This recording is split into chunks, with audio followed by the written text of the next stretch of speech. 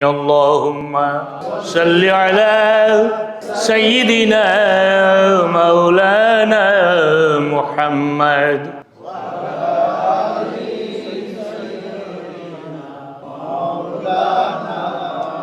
يا مصطفى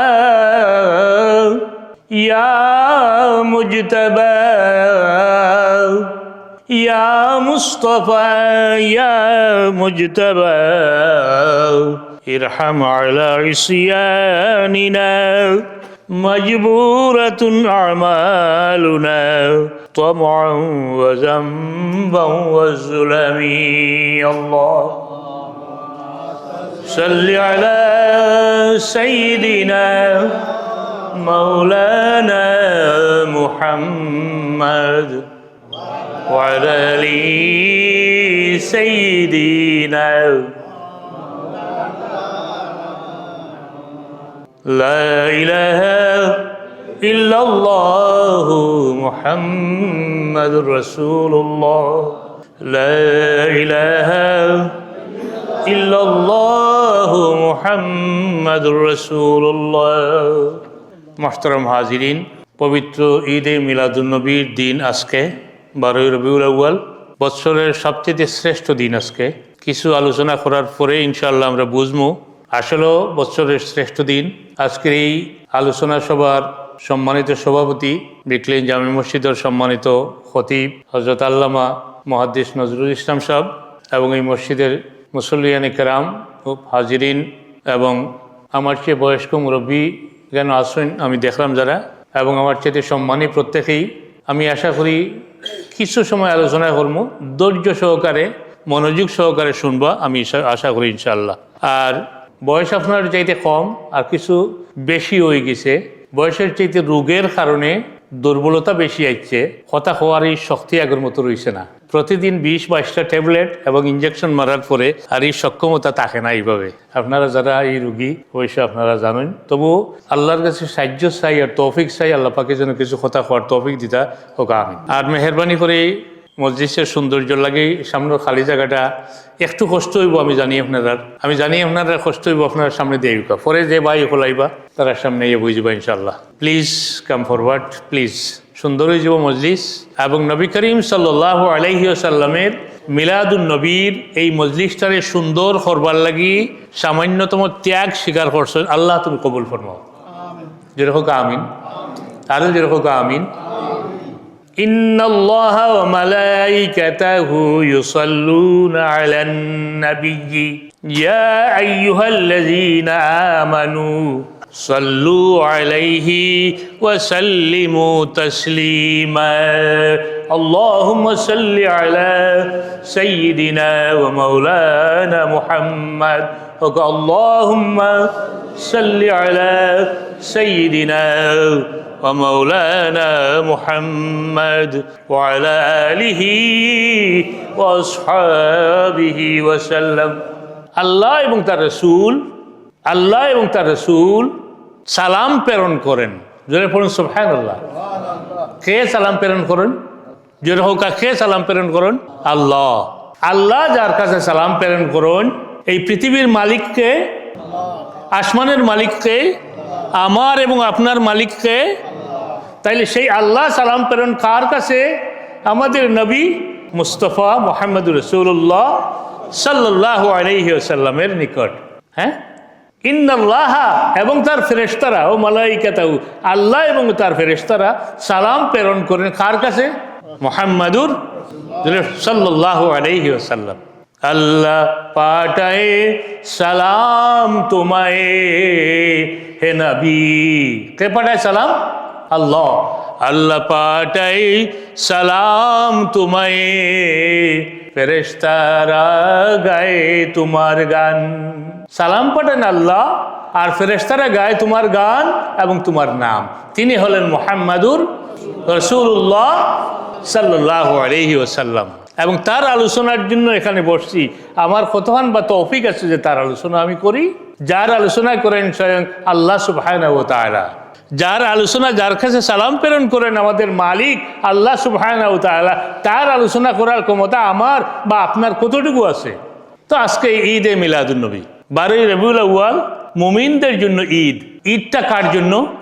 অনেকেরই শুনলে কেমন কেমন লাগে যে নবীর জন্মদিন, আবার এটা ঈদ হয় কিভাবে? আল্লাহ পাক কোরআনে কারীমের মধ্যে ইরশাদ ফরমান, লাকাদ মান্নাল্লাহু আলাল মুমিনিন ইদ বাআসা ফীহিম রাসূলাম মিন আনফুসিহিম। আল্লাহ পাক দয়া করেছেন, নিয়ামত দান করেছেন মুমিনদের উপরে। আমরা তো সবাই মুমিন, নাকি মুমিন নাই? ইন্নাল্লাযীনা আমানু ওয়া আমিলুস সালিহাত, আমরা তো ঈমান এনেছি না? ঈমান আনি নাই? আল্লাহ এবং আল্লাহ রসুলের উপর ঈমান আনেছি ইনশাআল্লাহ, না ঈমান আনি নাই? আমরা সবাই পড়েছি লা ইলাহা ইল্লাল্লাহু মুহাম্মাদুর রাসূলুল্লাহ। সো আমরা ঈমানদার, অবশ্যই আমরা ঈমানদার, আমরা মুমিন। ওয়া আমিলুস সালিহাত, এবং আমরা নামাজ পড়ি, রোজা রাখি, হজ করি, যথাসাধ্য শরীয়তের সব হুকুম আমরা মানি। তাইলে ইন্নাল্লাযীনা আমানু ওয়া আমিলুস সালিহাত, আমরা ঈমানদার, আমরা মুমিন। তাইলে আল্লাহ পাক এই মুমিনদেরকে বলতেছেন কোরআনে কারীমের মধ্যে যে মুমিনদের উপরে সবচেয়ে বড় নিয়ামত আল্লাহ পাক এটা করেছেন যে তাদের মধ্য থেকে একজন নবী প্রেরণ করেছেন। সুবহানাল্লাহ, একজন নবী তাদের মধ্য থেকে প্রেরণ করেছেন। এই আয়াতের মধ্যে বলতেছেন তাদের মধ্য থেকে একজন নবী প্রেরণ করেছেন। এটা হলো তাদের মধ্যে সবচেয়ে বড় নিয়ামত। আমাকে হাত দিয়েছেন, পা দিয়েছেন, চোখ দিয়েছেন, আমাকে কোরআন হাদিসের ইলম দিয়েছেন, অন্য আরেকজনকে দেন নাই। তো এটাও তো আমার জন্য একটা নিয়ামত। এই পৃথিবীতে গরু, বাছুর, কুকুর, কুকিলের মতো আমাকে দেন নাই, মানব জাতির মতো শ্রেষ্ঠ জাতি হিসাবে আমাকে দান করেছেন, এটাও তো একটা নিয়ামত। অনেকগুলো নিয়ামত। আরও অন্য মানুষকে ছেলে সন্তান দিয়েছেন বা দেন নাই, আমাকে দিয়েছেন। আমার বিবি আছে, বাচ্চা আছে, গাড়ি আছে, বাড়ি আছে, টাকা আছে, পয়সা আছে, অন্য মানুষকে দেন নাই। এগুলি তো আমার জন্য বড় নিয়ামত, বলুন ঠিক কিনা? হ্যাঁ, এইগুলি বড় নিয়ামতের চাইতে আমি যদি আল্লাহর দিন থেকে দূরে থাকি, কাফির হয়ে যাই, আমি যদি জাহিলের মতো রাস্তায় পড়ে থাকি, দিনদার না হই, তাইলে আমি ভালো মানুষ হইলাম না। তাইলে সবচেয়ে বড় নিয়ামত হইল যে আল্লাহ পাক হেদায়েতের আলো আমাকে দেখাইছেন। কার মাধ্যমে? মুহাম্মাদুর রাসূলুল্লাহ সাল্লাল্লাহু আলাইহি ওয়াসাল্লামের মাধ্যমে। এই জন্য আল্লাহ পাক আমাদের কাছে যত নিয়ামত প্রেরণ করেছেন, এই নিয়ামতগুলির মধ্যে সবচেয়ে বড় নিয়ামত মুহাম্মাদুর রাসূলুল্লাহ সাল্লাল্লাহু আলাইহি ওয়াসাল্লাম। এই জন্য যেই দিন মুহাম্মদ রাসূলুল্লাহ সাল্লাল্লাহু আলাইহি ওয়াসাল্লাম এই পৃথিবীতে এসেছিলেন, এই দিনটা সবচেয়ে আনন্দের দিন। ঈদ মানে খুশি। আপনার একটা এক্সাম্পল দিই আমি আপনাদেরকে। আপনার ছেলে সন্তান নাই, দীর্ঘদিন থেকে কান্নাকাটি করতেছেন যে আল্লাহ তুমি আমার একটা ছেলে দিও, একটা ছেলে দিও। 10-12 বছর পরে হঠাৎ করে আপনার একটা ছেলে, এটা আপনার জন্য আনন্দের নাকি দুঃখের? আনন্দের। তাহলে এটা আপনার জন্য খুশির নাইনি। এই যে আনন্দ এবং খুশি, এটাকে ঈদ বলে। ঈদ মানে কি? খুশি। ঈদ মানে খুশি। এই খুশির নামে হলো ঈদ। এই পৃথিবীটা 500 বছর পর্যন্ত ঈসা আলাইহিস সালাম এই পৃথিবীতে থেকে যাওয়ার পরে 500 বছর গ্যাপ ছিল ঈসা আলাইহিস সালাম এবং মুহাম্মদ সাল্লাল্লাহু আলাইহি ওয়াসাল্লামের আগমনের ভিতরে 500 বছর গ্যাপ ছিল। এর ভিতরে মানুষকে খুন করত, কোনো হেদায়েত দেখানোর মতো মানুষ ছিল না এই পৃথিবীতে, অন্ধকারের মধ্যে ছিল। এই অন্ধকার পৃথিবীকে আলোর দিকে আনার জন্য মানুষ হাহাকার করে তাকিয়েছিল, কে আমাদেরকে পথ দেখাইবে। কিন্তু এই সময়ে বিভিন্ন দিক থেকে আওয়াজ উঠলো যে একজন মনীষী আসতেছেন। আমি অত লম্বা সময় আমার হাতে নেই, একটা হাদিস আমি বলি। নবী করিম সাল্লাল্লাহু আলাইহি ওয়াসাল্লাম এই পৃথিবীতে যখন যেই দিন আসলেন, নবুয়তি লাভ করলেন, সেই দিন থেকে এই পৃথিবী পরিচালিত হইল। নবীর কাছে ওহী আসতো এবং ওহীর মাধ্যমে আল্লাহ ওহীর মাধ্যমে দিক নির্দেশনা দিতেন আর পৃথিবী চলতো। তাইলে নবী আসার আগে এই পৃথিবী চলতো কিভাবে?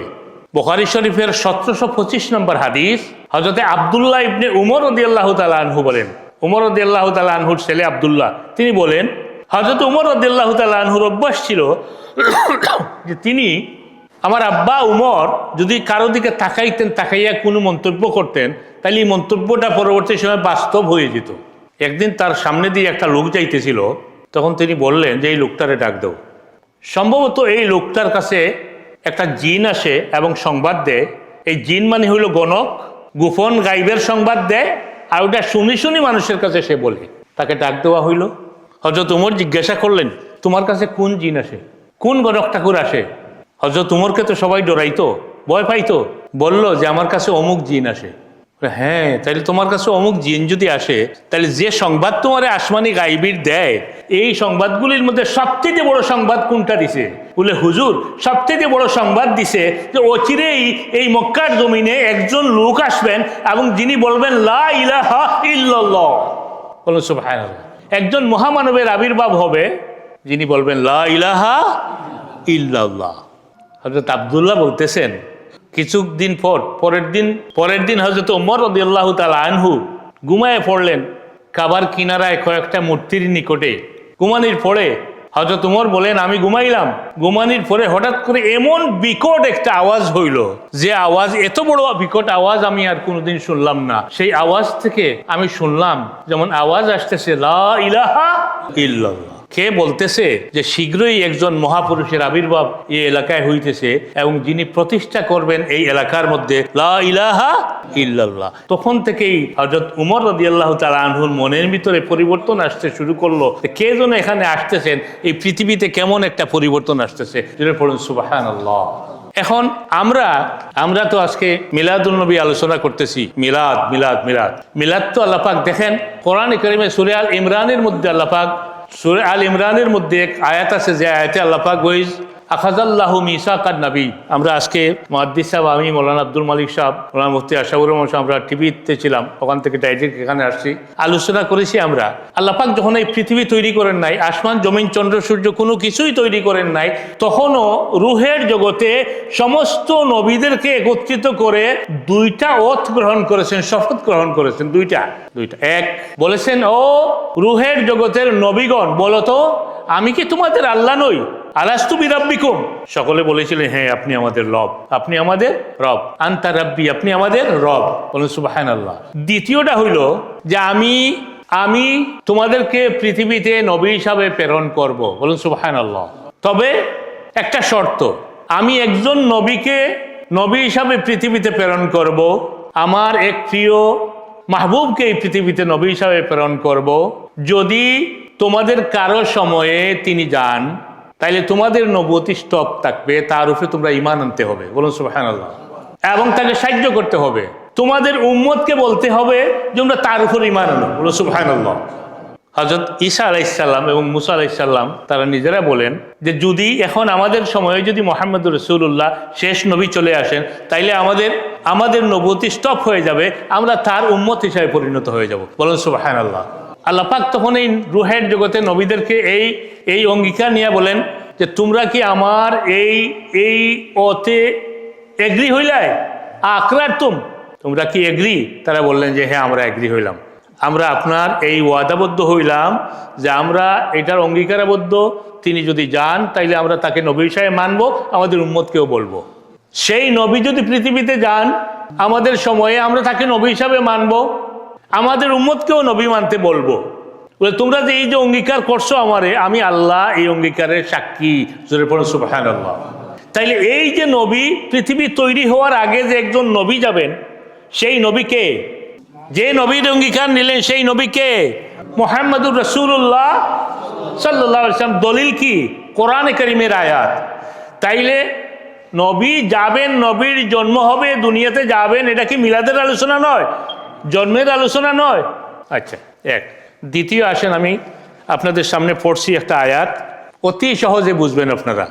কাবার গড় তৈরি যখন করলেন হযরত ইব্রাহিম আলাইহিস সালাম, আপনাদেরকে সহজে বুঝাইবার জন্য আমি ছোট্ট কথা বলতেছি।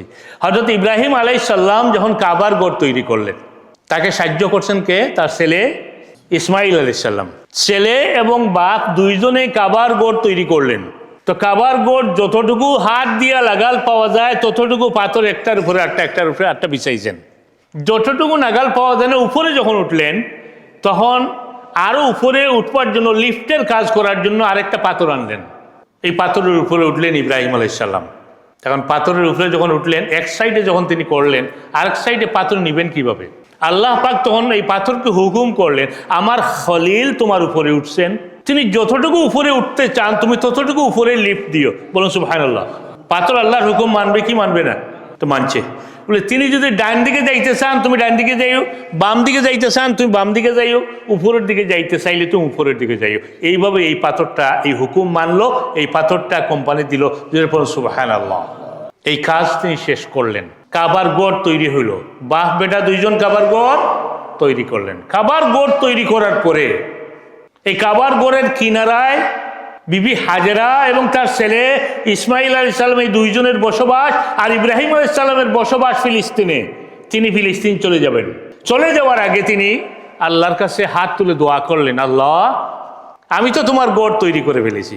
রব্বানা ওয়াবাস ফীহিম রাসূলা, সূরা বাকারার আয়াত, কোরআন শরীফের, রব্বানা ওয়াবাস ফীহিম রাসূলা, ও আল্লাহ আমি তোমার গড় তো তৈরি করলাম, আল্লাহ তোমার গড় তো আমি তৈরি করলাম, দুনিয়ার কোনো মানুষ তো আমার বিনিময় দিল না, দুনিয়ার কোনো মানুষের কাছে তো আমি বিনিময় চাই না, আল্লাহ তুমি আমার বিনিময় দাও। বিনিময় পাওয়ার যোগ্য কি না তিনি? হ্যাঁ, তো বিনিময় পাওয়ার যোগ্য তিনি। তো এবার বললেন আল্লাহ রাব্বানা ওয়াবাস ফীহিম রাসূলা, বলে তুমি কি বিনিময় চাও? ও আমার খলিল ইব্রাহিম, তুমি আমার গড় কাবা তৈরির বিনিময়ে তুমি কি বিনিময় চাও?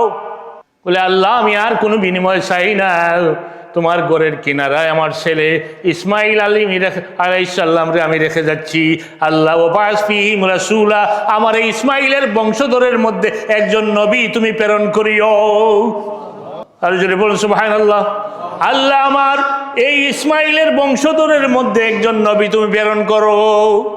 কোরআনে কারিমের এই আয়াত বুঝার জন্য তার তাফসীরের কিতাব লাগবে। দুনিয়ার যত তাফসীর আছে সেই তাফসীরগুলি খুলুন, তাফসীরের কিতাবের মধ্যে আপনারা দেখবেন লেখা আছে রাসূলান নবিয়াল উম্মি। এই রাসূল কোন রাসূল বলেন না আয়াতের মধ্যে, কিন্তু এই রাসূল হইলেন রাসূলান নবিয়াল উম্মি। এই নবীগুলির মধ্যে রাসূলের মধ্যে একজন নবী আছেন যার লকব হইল নবিয়ে উম্মি। নবিয়ে উম্মি কে? নবিয়ে উম্মি হলেন মুহাম্মাদুর রাসূলুল্লাহ সাল্লাল্লাহু আলাইহি ওয়াসাল্লাম। নবিয়ে উম্মি কে? মুসা আলাইহিস সালাম না, ঈসা আলাইহিস সালাম না, নূহ আলাইহিস সালাম না, নবী উম্মিকে মুহাম্মাদুর রাসূলুল্লাহ সাল্লাল্লাহু আলাইহি ওয়াসাল্লাম। এই নবী উম্মি হইলেন মুহাম্মাদুর রাসূলুল্লাহ সাল্লাল্লাহু আলাইহি ওয়াসাল্লাম। এখন ইব্রাহিম আলাইহিস সালামের দুই ছেলে, এক ছেলের নাম ইসহাক, আরেক ছেলের নাম ইসমাইল। তাইলে ইসমাইল আলাইহিস সালামের বংশধরের মধ্যে একজন নবী তিনি হলেন মুহাম্মাদুর রাসূলুল্লাহ সাল্লাল্লাহু আলাইহি ওয়াসাল্লাম। আল্লাহ পাক বললেন তোমার দোয়া আমি কবুল করলাম। আল্লাহ পাক বললেন তোমার দোয়া আমি কবুল করলাম। দেখেন আমি আগে বলেছি ইব্রাহিম আলাইহিস সালাতু ওয়াস সালাম যখন এই পাথরের উপরে ওঠার পরে পাথর লিফটের কাজ দিল, মুহাম্মাদুর রাসূলুল্লাহ সাল্লাল্লাহু আলাইহি ওয়াসাল্লাম যখন এই ঘটনা বর্ণনা করলেন সাহাবায়ে কেরামদের মধ্যে যে ইব্রাহিম আলাইহিস সালাম যখন কাবার ঘর তৈরি করলেন, কাবার ঘর তৈরি করার পরে এই কাবার ঘরের সামনে এই মকামে ইব্রাহিমী নামক পাথরের উপর দাঁড়াইয়া তিনি, ও আমার সাহাবায়ে কেরামরা, তিনি এই আমার পিতামহ ইসমাইল আলাইহিস সালামের বংশধরের মধ্য থেকে একজন নবী আসার জন্য তিনি দোয়া করেছিলেন। আমার জন্য তিনি এই পাথরের উপরে দাঁড়াইয়া ইব্রাহিম আলাইহিস সালাম দোয়া করেছিলেন। নবীজি সাহাবায়ে কেরামদেরকে বললেন যে আমার এই পৃথিবীতে আগমনের জন্য, আমার এই পৃথিবীতে আগমনের জন্য ইব্রাহিম আলাইহিস সালাতু সালাম এই পাথর মানে মাকামে ইব্রাহিমে দাঁড়াইয়া তিনি দোয়া করেছিলেন এবং বলেছিলেন রাব্বানা ওয়াবাস ফীহিম রাসূলা। সেই রসুল ছিলাম আমি মুহাম্মাদুর রাসূলুল্লাহ সাল্লাল্লাহু আলাইহি ওয়াসাল্লাম। এই আলোচনা শোনার পরে হযরত ওমর রাদিয়াল্লাহু তাআলা আনহু হাদিস আন আনাস রাদিয়াল্লাহু তাআলা আনহু আন আনাস রাদিয়াল্লাহু তাআলা আনহু ক্বালা উমর ইয়া রাসূলুল্লাহ লাউ ইত্তাখাযনা মিন মাকামি ইব্রাহিম মুসাল্লা। আমরা যদি, হযরত ওমর বলেন ইয়া রাসূলুল্লাহ, আমরা যদি মাকামে ইব্রাহিম অর্থাৎ যে পাথরের উপর দাঁড়াইয়া ইব্রাহিম আলাইহিস সালাম আপনার জন্য দোয়া করেছিলেন, যে পাথরের উপর দাঁড়াইয়া কাবার ঘর ইব্রাহিম তৈরি করেছিলেন, এই পাথরকে যদি আমরা নামাজের জায়গা তৈরি করি তাহলে কেমন হয়? হযরত ইব্রাহিম আলাইহিস সালাম বললেন ইয়া রাসূলুল্লাহ, এই যে পাথরের উপর দাঁড়াইয়া ইব্রাহিম আলাইহিস সালাম কাবার ঘর তৈরি করেছিলেন, যে পাথরের উপর দাঁড়াইয়া আপনি নবী আগমনের দোয়া করেছিলেন, এই পাথরটা যদি আমরা নামাজের স্থান হিসাবে, মুসল্লা হিসাবে গ্রহণ করি তাহলে কেমন হয়? প্রশ্ন করেছেন ওমর রাদিয়াল্লাহু তাআলা আনহু আল্লাহর রাসূলকে, মুহাম্মদ সাল্লাল্লাহু আলাইহি সাল্লামকে, আর উত্তর দিয়েছেন আল্লাহ সুবহানাহু ওয়া তাআলা আরশে আজিম থেকে জিবরাইল পাঠাইয়া, এবং আয়াত নাজিল হয়েছে ওয়াত্তাখিযু মিন মাকামি ইব্রাহিম মুসাল্লা। কোরআনের আয়াত নাজিল হইল যে উম্মতে মুহাম্মদী মকামে ইব্রাহিমকে তোমরা নামাজের স্থান হিসাবে গ্রহণ করো। মাকামে ইব্রাহিমকে তোমরা নামাজের স্থান হিসাবে গ্রহণ করো। তো এখন আমরা যখন তোয়াফ করি, হজ বা উমরার জন্য যখন তোয়াফ করি, তোয়াফের পরে 2 রাকাত নামাজ যখন আমরা আদায় করি, 2 রাকাত নামাজের জন্য এই 2 রাকাত নামাজের কিবলা আমাদের কোনটা? মাকামে ইব্রাহিম। এই মাকামে ইব্রাহিম হইল এই 2 রাকাত নামাজের কিবলা। হাইলে হারামের ভিতরে কাবার ওখানে 2টা কিবলা, একটা কিবলা হইল বাইতুল্লাহ আর একটা কিবলা হইল মাকামে ইব্রাহিম। তো ভাই মুহাম্মদুর রাসূলুল্লাহ সাল্লাল্লাহু আলাইহি সাল্লাম, এই মুহাম্মদুর রাসূলুল্লাহ সাল্লাল্লাহু আলাইহি সাল্লামকে এই পৃথিবীতে প্রেরণ করার জন্য, তার আগমনের জন্য 3000 বছর আগে হযরতে ইব্রাহিম আলাইহিস সালাম এই মাকামে ইব্রাহিমে দাঁড়াইয়া তার আগমনের জন্য আল্লাহর কাছে দোয়া চাইছিলেন। এটা কি তার আগমন মানে তার জন্মর আলোচনা নয়? আগমন করেছিলেন, আল্লাহ পাক তার দোয়া কবুল করেছিলেন। এখন নবী করিম সাল্লাল্লাহু আলাইহি সাল্লাম নিজে তার আলোচনা সম্পর্কে বলেছেন, আনা দাওয়াতু ইব্রাহিম আবি ইব্রাহিম, আনা দাওয়াতু আবি ইব্রাহিম। বলে আমি আমার, বলে হুজুর আপনার মিলাদ সম্পর্কে আপনি কিছু বলেন। বলে তা আমার মিলাদ সম্পর্কে বলতে গিয়ে আর আল্লাহ রসুল বলেন যে আমি হইলাম আমার পিতা মুসলমানদের জাতির পিতা কে? ইব্রাহিম আলাইহিস সালাম না? মিল্লাত আবিকুম ইব্রাহিম, মুসলমানদের জাতির পিতা ইব্রাহিম আলাইহিস সালাম। তো ইব্রাহিম আলাইহিস সালাম এই যে কাবার ঘর তৈরি করার পরে যে দোয়া করেছিলেন, এই দোয়ার ফসল হইলেন মুহাম্মদুর রাসূলুল্লাহ সাল্লাল্লাহু আলাইহি সাল্লাম। এইদিকে ইঙ্গিত করে আল্লাহ রসুল বলতেছেন যে আমি হইলাম আমার পিতা ইব্রাহিম আলাইহিস সালামের দোয়ার ফসল। আমি আমার পিতা ইব্রাহিমের দোয়ার ফসল। সাহাবায়ে কেরামদের মজলিসে আল্লাহ রসুল বলতেছেন আমি হইলাম আমার পিতা ইব্রাহিমের দোয়ার ফসল। আর তিনি কি বলতেছেন আল্লাহ রসুল, ইয়া নবী আল্লাহ আনা দাওয়াতু আবি ইব্রাহিম ও বুশরা ঈসা। আর ঈসা আলাইহিস সালাম এই পৃথিবীতে আমার আগমনের সুসংবাদ দিয়ে গেছেন। সেই ঈসা আলাইহিস সালামের আগমনের সুসংবাদী হইলাম আমি। ঈসা আলাইহিস সালাম কি সুসংবাদ দিয়েছেন? সূরা সফের মধ্যে ওয়া ক্বালা ঈসা ইবনে মারইয়াম ইয়া বানি ইসরাঈল ইন্নী রাসূলুল্লাহি ইলাইকুম মুসাদ্দিকাল লিমা বাইনা ইয়াদাইয়া মিনাত তাওরাতি ওয়া মুবাশশিরা।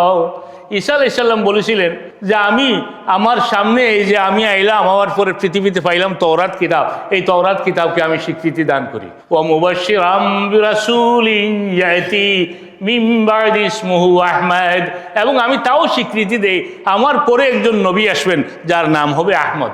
আমার পরে অর্থাৎ ঈসা আলাইহিস সালামের পৃথিবী থেকে চলে যাওয়ার পরে তিনি সুসংবাদ দিতেছেন যে আমার পরে একজন নবী আসবেন, তার নাম হবে আহমদ।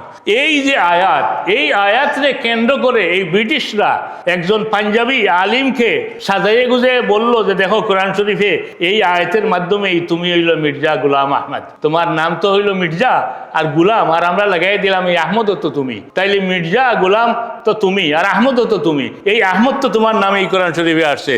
তোমার বাড়ি কাদিয়ান, মির্জা গোলাম আহমদ, ও তুমিই নবী, তুমি আরেক নবী বানাইয়া পাঠাই দিল আর একটা বেজাল। এটা হইল ব্রিটিশ নবী। হ্যাঁ, আসলে ঈসা আলাইহিস সালাম এই সুসংবাদ দিয়ে গেছেন কার? আমাদের নবী মুহাম্মদুর রাসূলুল্লাহ সাল্লাল্লাহু আলাইহি ওয়াসাল্লাম। সাল্লাল্লাহু আলা সাইয়্যিদিনা ওয়া মাওলানা মুহাম্মদ ওয়া আলা আলিহি وأصحابه وسلم وصلى الله على سيدنا ومولانا محمد وعلى آله وأصحابه وسلم وصلى الله على سيدنا ومولانا محمد وعلى آله وأصحابه وصلى الله على سيدنا ومولانا محمد وعلى آله وأصحابه। তো মুআজ্জাজ হাজিরিন, নবী করিম সাল্লাল্লাহু আলাইহি সাল্লামের এই শুভাগমনের দিন 12ই রবিউল আউয়াল, যে দিনটা অত্যন্ত মোবারক বরকতময়, এটা আমাদের জন্য ঈদ, এটা আমাদের জন্য খুশির দিন।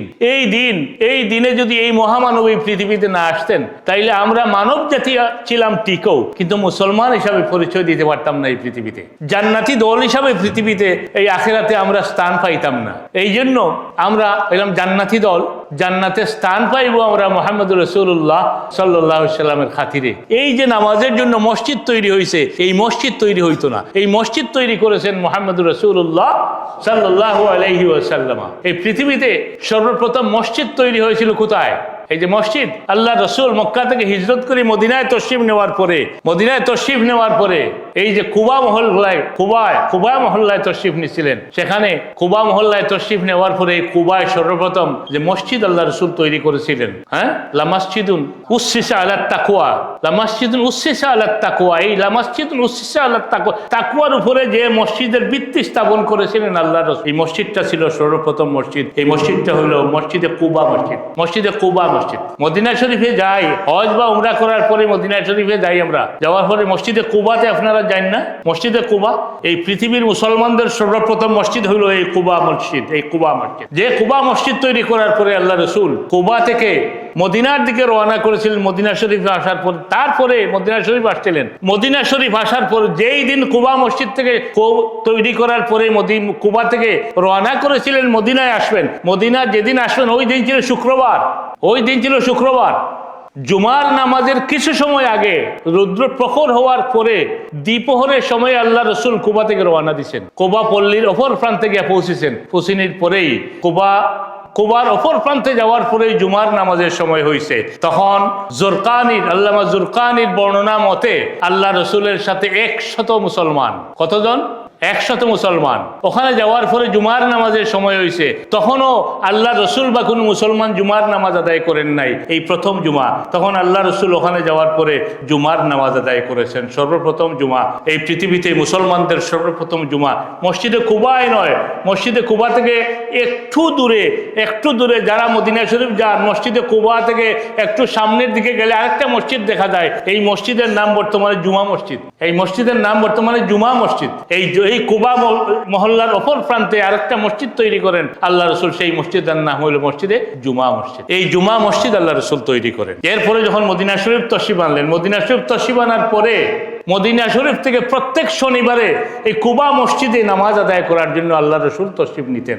সুবহানাল্লাহ। যেহেতু পৃথিবীর ইতিহাসের প্রথম মসজিদ, আল্লাহ রসুল এই মসজিদে মহব্বত করতেন, এই মসজিদে সম্মান করতেন।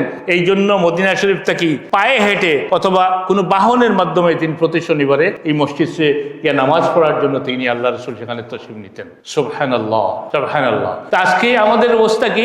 আমাদের অবস্থা হইল যে আমরা যখন হজে যাই বা উমরাতে যাই, তখন আমাদের লন্ডন থেকে শিখিয়ে দেওয়া হয় যে হজের কাজ অথবা উমরার কাজ তো মক্কা শরীফেই শেষ হয়ে যায়, আর মদিনা না গেলেও চলে।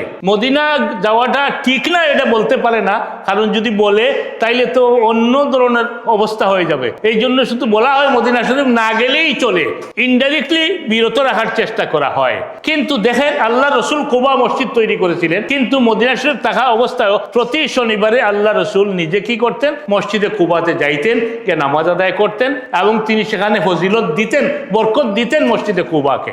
তো জনাব আব্দুল মালিক সাহেব তশরিফ আনছেন, আমরা মিনিস্টার সাহেব তশরিফ আনছেন। আলহামদুলিল্লাহ মজলিস এখন আরো বরকতময় হয়ে গেছে। সাল্লাল্লাহু আলা সাইয়্যিদিনা ওয়া মাওলানা মুহাম্মদ ওয়া আলা আলিহি ওয়া আসহাবিহি মুহাব্বতের সহিত পড়িও সাল্লাল্লাহু আলা সাইয়্যিদিনা মাওলানা মুহাম্মদ ওয়া আলা আলিহি। আমি 2-3 মিনিটের ভিতরে আমার সময় শেষ হয়ে গেছে, আর পরবর্তী 2 মিনিটের ভিতরে ইনশাল্লাহ মোদি সাহেব, ঠিক আছে, ইনশাল্লাহ শেষ করে নেব। তো আমি বলেছিলাম মদিনায় কুবা মসজিদ তৈরি করার পরে আল্লাহ রসুল মদিনা শরীফে তশরিফ আনলেন, কিন্তু প্রতি শনিবারে মদিনা শরীফ থেকে পায়ে হেঁটে অথবা বাহনের মাধ্যমে কুবার মসজিদকে বরকত দেওয়ার জন্য যাইতেন। বলুন সুবহানাল্লাহ। আমি সিম্পল কয়েকটি কথা আরো আপনাদেরকে বলতে চাইতেছি। আজকে আল্লাহ রসুলের বরকত আমাদের কাছে কেমন, তার জন্মের দিনে আলোচনা যখন করি তখন ওই দিনকে আমরা ঈদে মিলাদুন্নবী বলি। আমাদের কাছে যেমন কেমন লাগে যে এটা ঈদ হয় কিভাবে? ঈদ তো দুইটা, বাইরে ভাই শরীয়তের ঈদ দুইটা, ঈদুল ফিতর আর ঈদুল আযহা। কিন্তু ঈদে ফারহাত আনন্দের ঈদ তো অনেকগুলি আছে। আরে আমার জীবন গেল, আমার একটা ছেলে নাই, সারা জীবনের শেষ বয়সে একটি ছেলে আমি পাইলাম। যদি আমি মনে মনে থিঙ্ক করি যে আজকে শেষ বয়সে এসে ওই দিনে আমি একটা ছেলে পাইছি, তাইলে ওই দিনের কথা স্মরণ করলে আমার মনের মধ্যে আনন্দ আসে কিনা, আনন্দ আসে কিনা? এই আনন্দের নামই তো ঈদ। তাইলে যে নবী মুহাম্মদুর রাসূলুল্লাহ সাল্লাল্লাহু আলাইহি ওয়াসাল্লামের আগমনের কারণে এই পৃথিবীতে দিন পাইলাম, এই পৃথিবীতে আলো পাইলাম, এই পৃথিবীতে হেদায়েত পাইলাম, ওই দিন হইল ঈদ। আল্লাহ রসুল মদিনা শরীফ তশরিফ আনলেন। মদিনা শরীফ তশরিফ আনার পরে আবু আইয়ুব আনসারীর ঘরে তিনি বসে উঠলেন। কিতাবের মধ্যে লেখা আছে আবু আইয়ুব আনসারীর গড় ছিল, এটা আবু আইয়ুব আনসারীর নামেই, কিন্তু প্রকৃতপক্ষে ওই গড় ছিল মুহাম্মদুর রাসূলুল্লাহ সাল্লাল্লাহু আলাইহি ওয়াসাল্লামের নিজের। কারণ তুব্বায়ে হিময়ারি আবু আইয়ুব আনসারীর হাওলায় 1000 বছর আগে নবীজির নামে গড় বানাইয়া ওখানে রেখে গেছিলেন। পৃথিবীর সমস্ত সিয়রের কিতাবগুলো আপনারা দেখেন, তাইলে বোঝা গেল নবীজি যে নবী 3000 বছর আগে ইব্রাহিম আলাইহিস সালাম মকামে ইব্রাহিমে দাঁড়াইয়া এই নবীর জন্য আলোচনা করেছেন। আসমান জমিন তৈরি করার আগে আল্লাহ পাক নবীদের মহফিলে এই নবীর কথা আলোচনা করেছেন।